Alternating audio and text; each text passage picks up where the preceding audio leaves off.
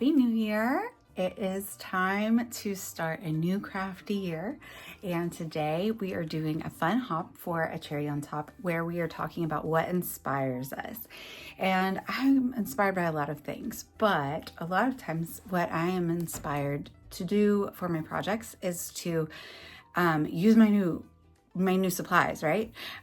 So I'm really excited to start a new project. It is going to be a weekly project, but it's very simple. I'm not so great with the follow through. So I'm really hoping that I will follow through this year and do one every week. So I'm doing a 52 favorites or just memories, one thing per week that I'm going to do a Memorydex card for. I was really inspired when I saw this and all these new Memorydex supplies from All and Create in the store. And so I haven't done a yearly project in a couple of years. So I thought, you know what, let's go in, dip a toe in, do it really simply, but I'm inspired. So I'm hopeful that I will see it through to the end. And even if I get behind a week or two, I think it'll be really easy to catch up. So I'm going to get started on this today, and I hope you enjoy it. And let me know what you think down below. So here's the box from All and Create, and I'm going to use some heavy gesso as the covering on it because I want to do mixed media on it. And the front of it is a little house. And so I'm going to kind of, the photos are going to be, or the cards are going to be a lot of just our everyday life probably. And so I decided to make that be kind of like our house. And I'm going to use these ephemera bits that I just got also from All and Create. And these are called Rose Reverie, but they're kind of white with a lot of pastel rainbow on it. And that's kind of my jam. So that's what I'm going with here. So I'm going to cover the whole thing in white. I'm going to do a lot of rainbow splatter. I'm going to do some texture paste as well. Now, what you see me doing here is I'm using the gesso and then I'm scraping it out of the little cracks. Don't do this. Do as I say, not as I do. So I created this and I now know that what I should have done was to build the box and then apply all of the mixed media. I had quite a time at the end, even though I felt like I was being pretty good about keeping the gesso out of the little cracks and keeping the texture paste out of the cracks, but it wasn't good enough. And it was quite a feat to put the box together at the end once I had all the mixed media on. These are the rods that hold the inside piece together. I decided that it would be too hard to put gesso on them, so I dipped them in the acrylic white paint and then just used a brush to help spread it around, which I do recommend. That was a good way to do it. But yeah, put the box together first and then apply the gesso or whatever. You could paint it or whatever. So you see me here, I'm sanding. I'm getting it out of the cracks. No, it didn't matter. It would have been way easier had I not done that. But you live, you learn, okay? And I'm here. I'm learning for you so you don't have to. Do as I am saying, not as I did here. Put the box together first. It might be harder and you might not be able to get in all the cracks, but at least your box will go together, flesh, and be really nice and put together. I had to even end up adding a little bit of hot glue and things at the end, so that it will stay together all year. But I am applying some of my favorite Ranger matte texture paste through the stencil on the pieces. Now, I didn't want to put texture paste on the bottom part, where I want the cards to slide nicely. So I decided to do a different treatment on the inside. It will be like a nice little surprise when you look down in there. So I'm just ink blending a rainbow onto the bottom, and then I'll add splatter as well. But because I'm doing Distress Oxides, I wanted to also seal it. So you'll see me putting Mod Podge on it as well. I will say I thought about sealing the entire thing once I had the texture paste on and I was going to do all the splatter, but I rubbed it. I got my finger wet. I tried to move the things around, but the gesso actually really allowed once it dried for everything to be kind of stuck. So I was happy with how that looked. But here you see me adding the splatter onto the background. I haven't added the Mod Podge yet.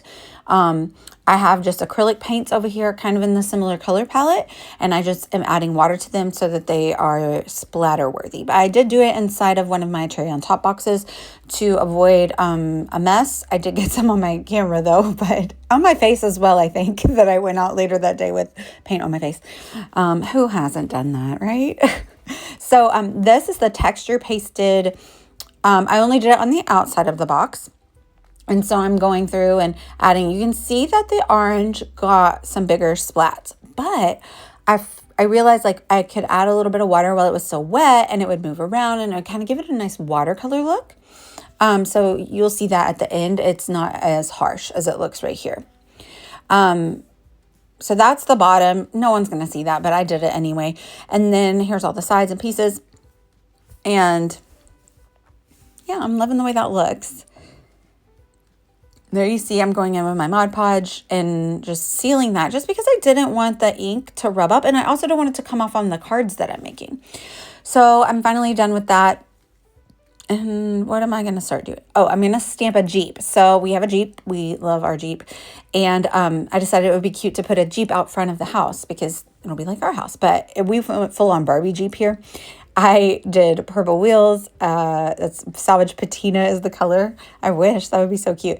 And then I added some iridescent glitter embossing powder, like full on Barbie, but it didn't stick properly. So I had to go back through with my embossing pen. So I decided, well, why not draw a heart on the side of it? And now I'm just going to fussy cut it because I don't have a die for this one. This is a Heidi Swap stamp. And I'm fussy cutting it and I'm going to add a little bit of foam to the front to help it stick really well. And then I am going to hot glue it because I'm sticking it onto texture paste onto this wooden box and everything. You can see here, I'm getting out my hammer. Okay. Like I really had quite a time. My husband was probably like, what are you doing up there banging around? But that's just the piece that goes inside. It's 2 rods and that's the Memorydex. They just kind of stick down onto those 2 rods and it fell apart. Did you see my frustration there? So again, off camera, I put it together. I used that hot glue gun and, you can still see gaps. And before I added all the color and everything, you couldn't. Like it's a well-made product. So put it together first before you put anything on it, like paint, paper, whatever you decide to do to it. But it all worked out in the end and it's fine. So I have my box together. It's so rainbow and cute and I love it so much. And so I'm going to fill it up, 1 card a week all year. So the next thing I am going to go ahead and make a title card. So I got the Memorydex dies from All and Create. There you can see I have those too. And I stacked them on my Big Shot plate and I created like a little bit of a frame. And I'm going to do a shaker card for my first one. So I have these buttons galore, really cute. That also inspired the color palette. It's like beads and stars and all kinds of cute little things. And then I have my favorite Heather Alpha dies. I cut out the 2025. I have added some clear acetate to that front frame. And then instead of using foam, I'm going to build it up with cardstock. But first I'm going to decorate the card. So it's going to say 2025 best moments. It's going to be my title card. So I'm using the All and Create Rose Reverie as rub-ons and these new stamps that are also from All and Create. I'm going to link all of these down below because they're so good. And I have another little trio of All and Create stamps that I just adore. You can also see these a couple videos back on my unboxing, but these are called, Gridlock Gallery. And I love them so much. And the other one is Cirque Trio that I love so much. And they're just so good for mixed media backgrounds. And like, if you aren't really comfortable with mixed media, they give you that look without making a big mess. So I'm just kind of placing the title bits back on top just to ensure that you're going to be able to see the mixed media that I'm doing behind it. And now I'm going to add those rub-on pieces. And I'll even go in and add a little bit of splatter as well with some of my Distress Oxides that I use to stamp the Gridlock stamps. And then I'm going to, I will say this was a little bit tedious. I will definitely not be having a shaker card for every project. I actually think that they're going to come together pretty quickly unless I do something pretty in depth. but it was worth it, and it's special. Like, it's the first card that you're going to see every single time you look at this, so I'm cool with it taking longer. But I did cardstock kind of in a rainbow pattern. I did a couple pieces for every color. And I'm going to stack them all up. And so instead of the foam, the stacking of the cardstock will give me the depth that I need to fill in with sequins. Then I decided to put the words onto the acetate, which is actually a really great idea, because that way there's no chance of the sequins getting stuck in whatever adhesive I use to stick the words on. So I put my base numbers down in white, and then I'm only going to use the outline of the numbers in the same colors as I'm building up the cardstock. You're only going to see this cardstock from the side view, but it will look really cool in rainbow. And then the build up of the numbers is just going to be the same. You'll only be able to see them from the side except for the top number. But I don't know, the white will be in the background, and like the cardstock will be lifted. I'm not sure how to, like a relief kind of. I think it will look really cool. Well, I know it will because I finished it. So I'm really happy with how it turned out. But again, it did take a little while for this. I think you could probably do it easier if you had done it on a Cricut. Like if I had done one big piece on a Cricut, so I only had one big piece cut out and I just layered them up, that would be a lot quicker than each individual letter, but that's okay. This is using the dies that I have on hand, and you know, some people don't have an electronic die cut machine. So you see me here just building up. So you can see I have like layers and layers of this cardstock. I'm just going around and making sure that everything is sealed nicely though, because that's going to hold in all of the sequins. So I don't want any gaps. And I did have to go back afterwards and kind of fill in any gaps. So here I'm just adding a little bit of foam tape because where I added all the numbers, they didn't go all the way to the bottom of that top part. And so I needed to add a little bit of foam to build it up, but you won't even be able to see that because I'm going to glue that top piece all around it. So I fill up the inside with my sequins if you call them that. And then I did remove this. There were some really a lot larger beads, and so my buildup of the cardstock wasn't quite tall enough to allow them. So I did remove some of the larger beads, but there were only a few of those.